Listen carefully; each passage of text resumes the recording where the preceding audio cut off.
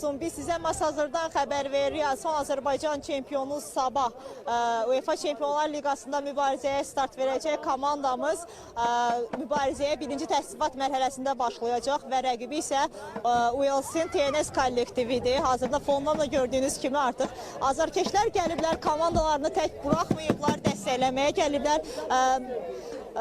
Masazır təmsilçisinin mətbuat xidmətindən verilən məlumata görə oyuna artıq 6000-ə yaxın bilet satılıb. Nəzərə alsaq ki, oyuna hələ 1 saat vaxt var təqribən və bu rəqəmin dəyişməyəcəyi istisna deyil, yəni rəqəm dəyişə bilər. Qarşılaşma barədə sizə ətraflı məlumat vermək istəyirəm. Oyunun baş hakimi, oyun Polşa Hakimlər Briqadasına həvalə edilib. Baş hakim Patrik Grishkeviç olacaq. Onu da qeyd edeyim ki, Valdas Dambrauskas dünənləri ötən gün mətbuat konferansında bəzi məsələlərə toxundu.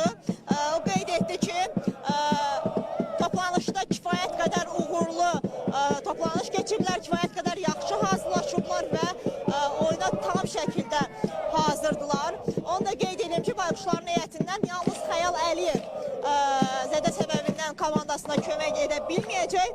Bundan başqa bütün kollektiv yerindədir, yəni bütün futbolçular artıq son dəfə dünən məşqə çıxmışdılar və bununla da onlar hazırlıqlarını başa çatdırmışdılar.